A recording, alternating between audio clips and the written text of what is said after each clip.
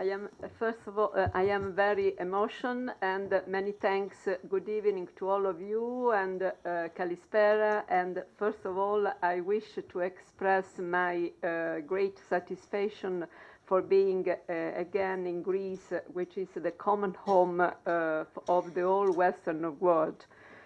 Without Greece, there would be no Western world, and without the heroes of Marathon and Salamis, we would still living in ignorance and darkness. Besides, let me give my greetings and thanks to the colleagues and friends, Mrs. Rigas and Kalamakis, and Dr. Kouros, and all of you and the other colleague and the organizer of the symposium, and above all to all of you that gave me the great honor to speak at the opening ceremony. The tragedy that we are going to speak about this evening is Hippolytus from a psychological point of view. And the tragedy, Hippolytus, is concerned with the evils that may arise from a passionate love, verging on the limit of an obsessive idea. It begins with a prologue in which the emotional and the ethical values are reversed, and Aphrodite, the goddess born from the form of the Aegean Sea and the patroness of love, becomes a cruel bestower of death. The monologue in which the goddess talks about Hippolytus begins with a categorical statement. I am powerful, I am famous in heaven and on earth, I am Cypris the goddess. A categorical sentence follows, summarizing the desecration of the divine which we talked about, and that turns, as we said, Aphrodite into a goddess capable of killing without mercy. I bestow my favors to those who venerate me, but if someone behaves in an insolent way, I will destroy him. Soon after, she says very significant words to understand the word secularization and the belief of Euripides that the gods were mere abstraction, or in any case, they were almost identical to human beings.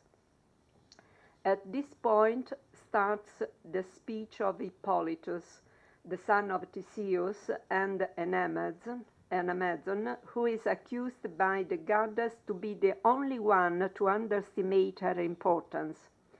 The next sentence states, he does not want to know anything about sex. The idea of getting married does not even touch him.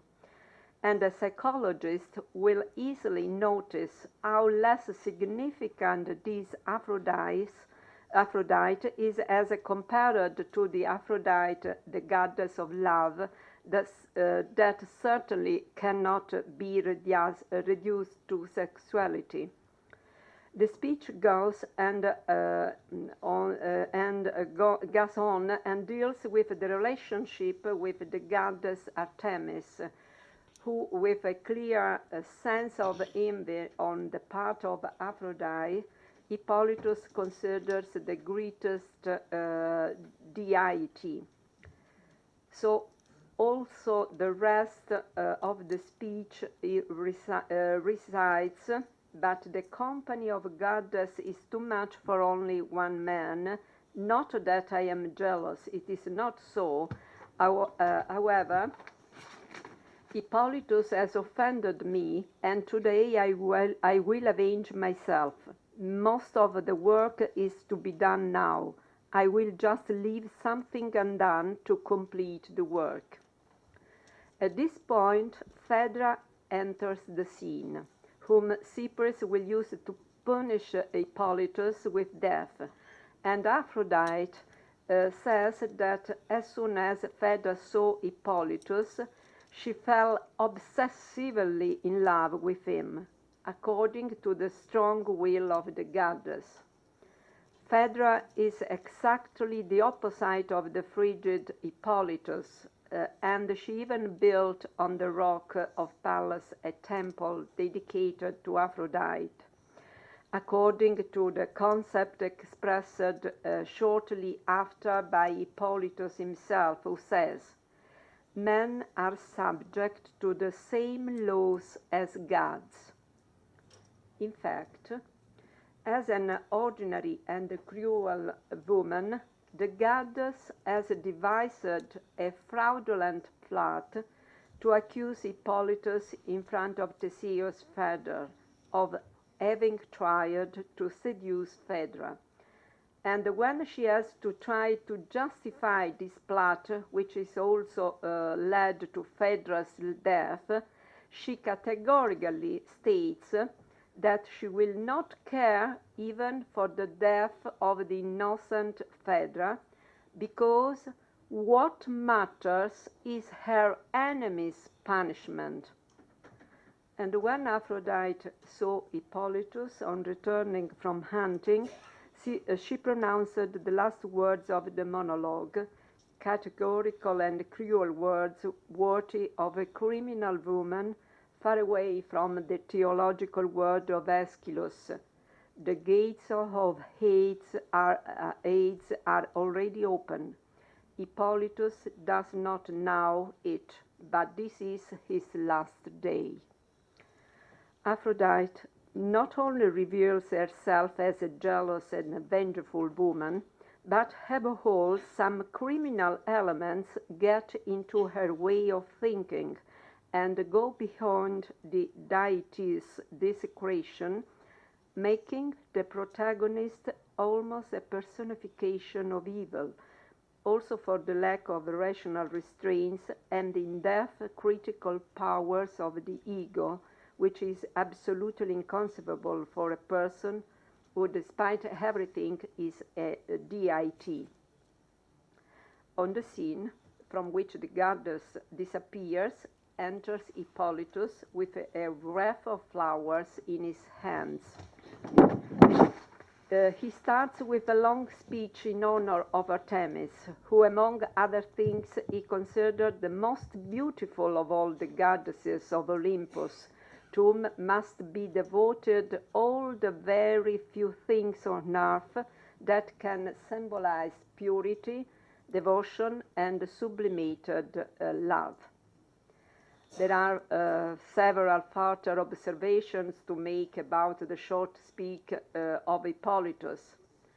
For instance, the untouched meadow where only bees fly can turn into a symbol of fertility and sweetnesses related to honey. The water that wets the meadow suggests a clear sense of palingenesis, which is related to the meaning of high ethics when we consider that the same meadow, a symbol of purity, can be reached only by absolutely honest people. Only these elected beings are allowed to pick the flowers of the meadow. And finally, there is the offer of the wreath to the golden hair. A speech follows in which prevails a rationality attributed to the servant of Hippolytus, who also says, "We must detest the arrogant and hate extravagance," as it is implicitly stated in the concept of sophrosune, which is also accepted by Hippolytus, who says, among other things, that men are subject to the same laws as the gods. It is then pointed out by the servant that there is a contradiction in the behavior of young people, because Hippolytus neglects a goddess worthy of the utmost respect, that is Cypris. Hippolytus, psychologically conditioned to the verge of disease for his worship of Artemis, and also proud of his chastity,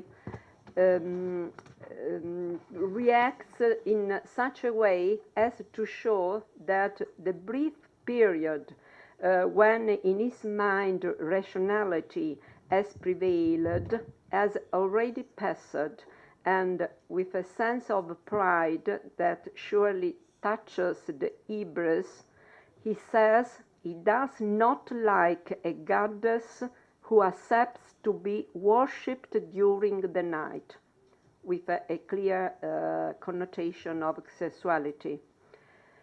At this point, the servant reminds him that he must pay a tribute to all the gods, but the mental dimension of Hippolytus remains on a level of excessive pride, and above all, that eretistic mental dimension touches a real insult to Aphrodite, to whom he pronounces the following words: "A laid table is a pleasure after a hunting party, and so much for your cypress."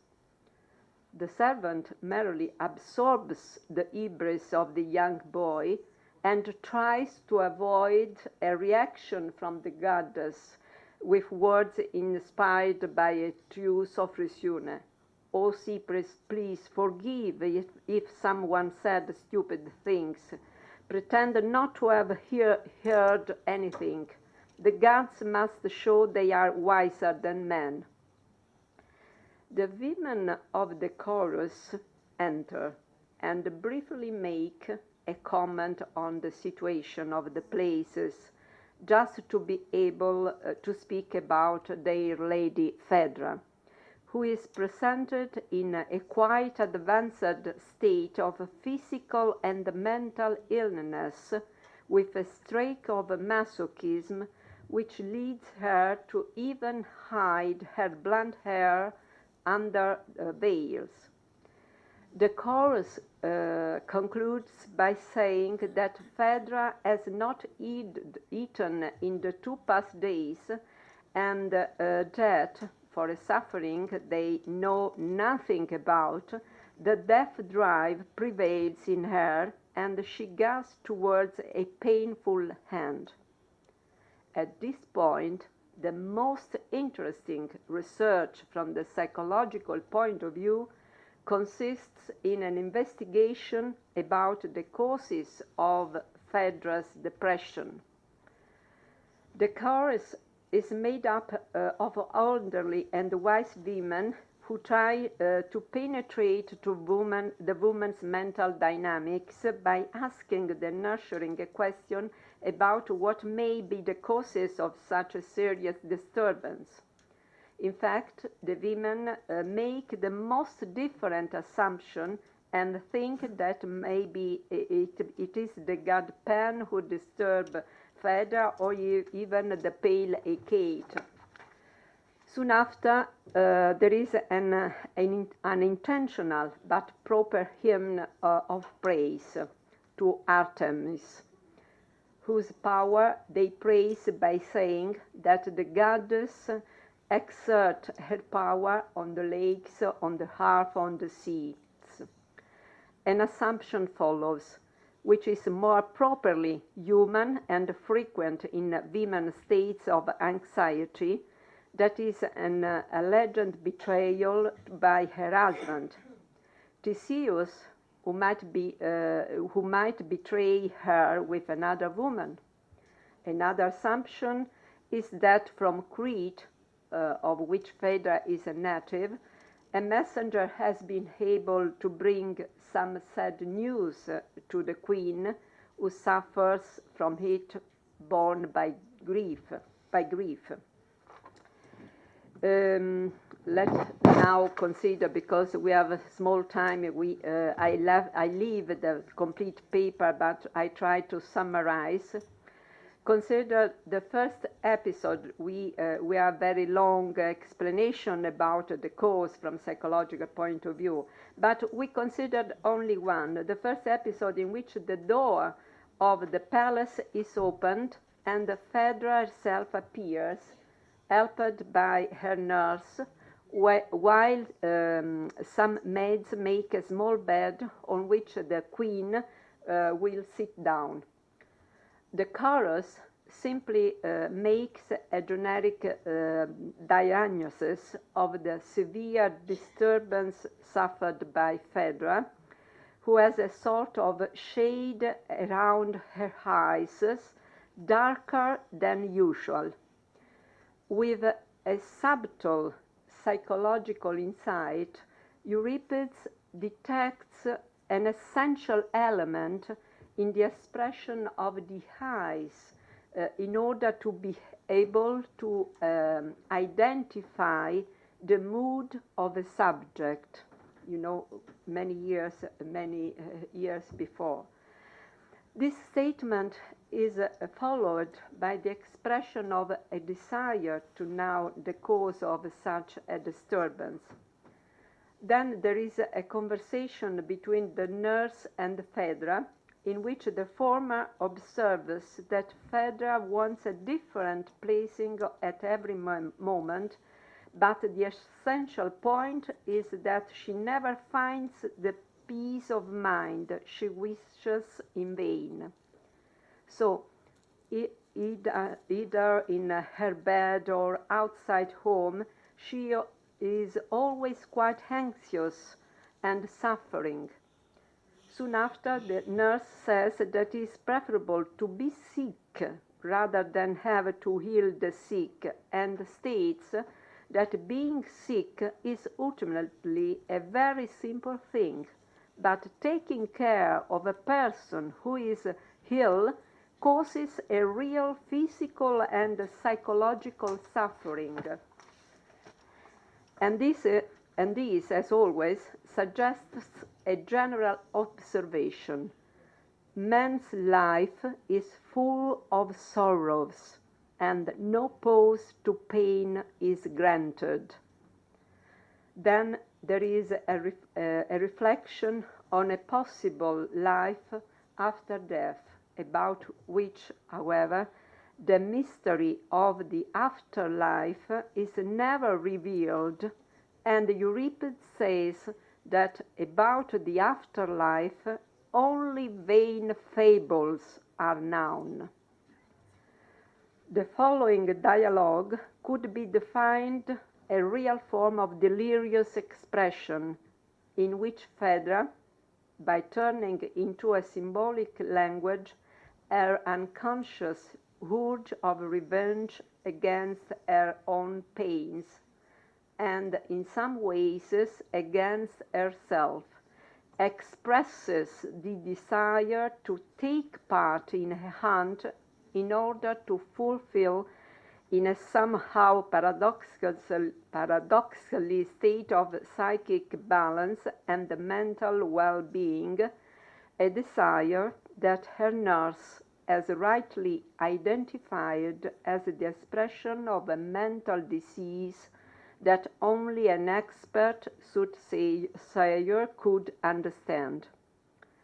And that is certainly caused by a deity who disturbs and upsets the woman's mind.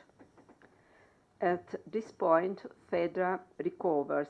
The rational ego regains control of her mind, and she asks the nurse to cover her head to hide her plan.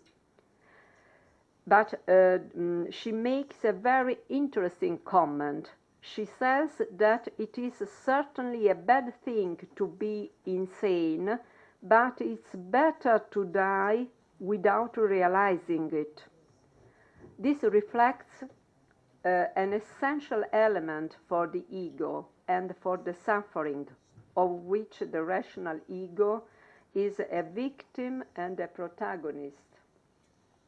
One wonders whether it would be better to stay in the psychotic state until the end. The chorus insists on trying to understand what evil afflicts Phaedra, but the nurse simply replies that she does not know the cause and only knows that Phaedra wants to die for her own choice of anorexia. To the observation of the course that Theseus, her husband, should realize the situation of his wife, the nurse explains that Phaedra has always denied being ill, and also Theseus at the moment is far from Tresene. Then the nurse decides to make a last effort to find a truth on which to base even a possible therapy, and that, in any case, it is preferable to the pain that she is suffering now, completely unaware of a state of uneasiness that is taking to death a person deeply loved by her. In a totally casual way, the nurse pronounces the name of Hippolytus, warning also Phaedra that this son of the queen of the Amazonas could be recognized by Theseus as his legitimate child, thus depriving Theseus and Phaedra's children of their inheritance. After an almost obsessive insistence, the nurse ultimately realized that Phaedra is sick of love, and though Phaedra defines love as a mental dimension, sweet and bitter at the same time, she categorically states that she has only experienced its bitternesses. To a specific question of the nurse if she loves someone, she is forced to reply, anyone who is the Amazon's son. The nurse is literally astonished and clearly expresses her willingness to die by saying, I am no longer of this world, and immediately follows a direct attack against Cypris, who is considered as a dark force capable of destroying a woman and all her family with her.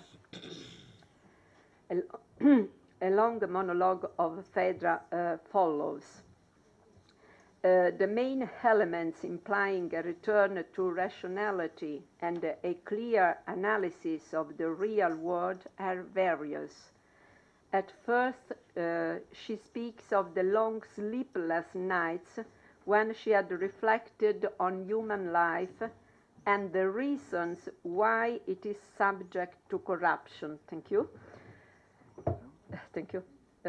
She rules out that is grounded on an innate evil nature, and indeed wise people are not few. She later recognizes that men distinguish and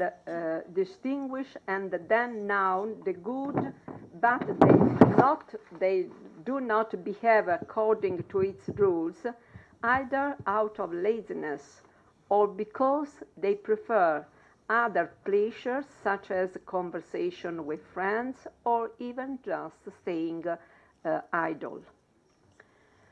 As regards modesty, which is an essential element in human life, there are two types of it. One deserving any sort of praise, while the other consists of a destructive plague of homes. Phaedra even suggests two different names and tells now how she came to this conclusion. When she felt hurt by love for Hippolytus, even in part with the hegemony of the rationality over emotion, she tried possible ways out of this situation, clearly extreme, dangerous for her. For this reason, she fell silent, considering the language, that is the word, useful to give advice to others, but dangerous for herself.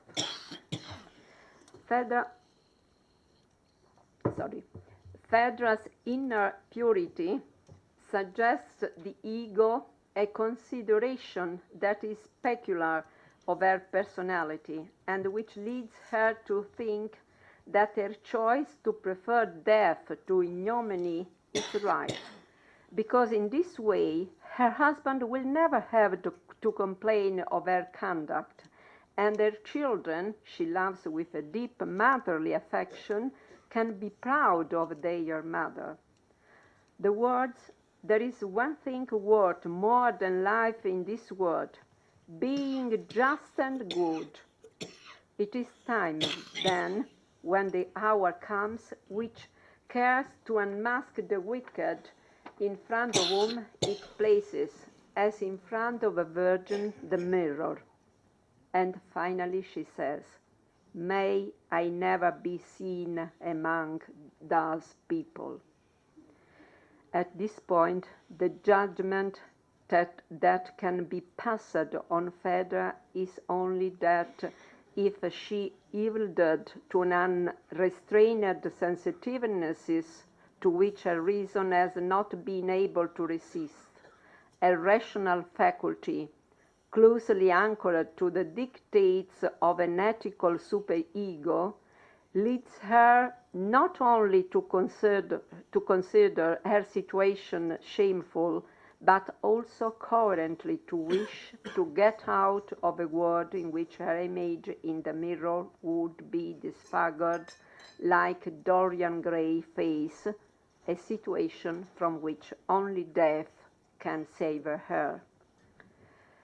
And here beginnings the long story of the so-called betrayal of Hippolytus, that according to an attitude widely present in the concept of Euripides, bring Aphrodite to kill the very people she deeply loves. Thus, we are confronted with the crucial confession of an alleged love of Hippolytus for Phaedra.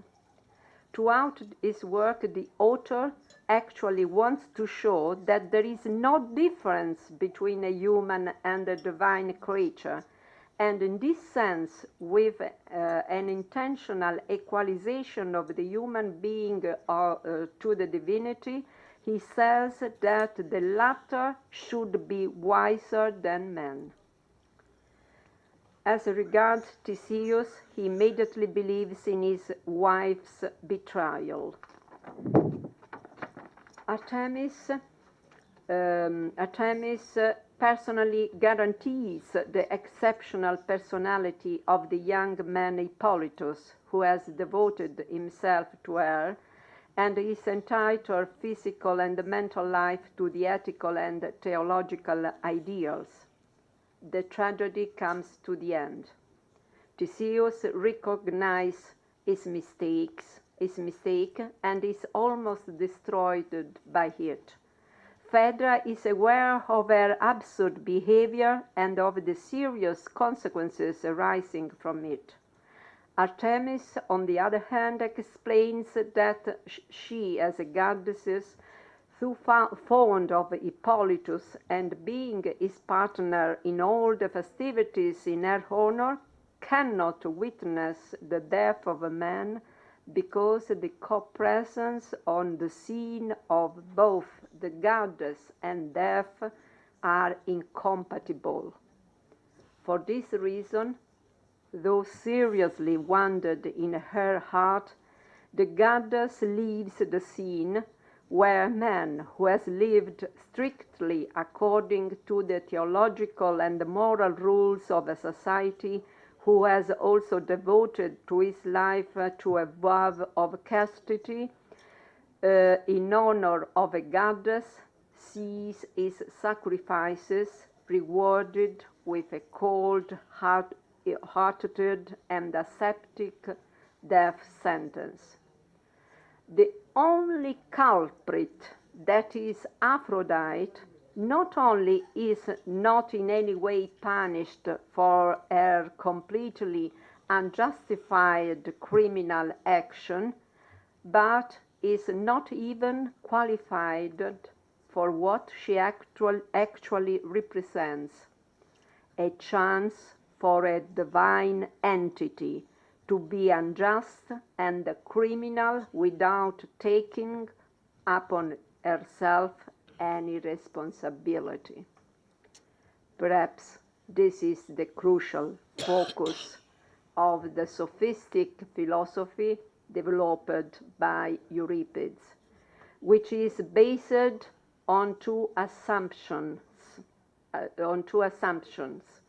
First, the non-existence of a divine entity in the atheistic sense of the term, and secondly, the author's belief and philosophical thought that not only gods do not exist, but if they existed, they would be even inferior to the already limited and incomplete creature that is the human being. Thank you for your attention, and thank you to all of you, and a special regard and a prize to our hostess and colleague and friend, Mrs. Valentina Anastasia. Thank you again. Thank you. Oh, thank you. Very nice. Thanks again. Thanks again.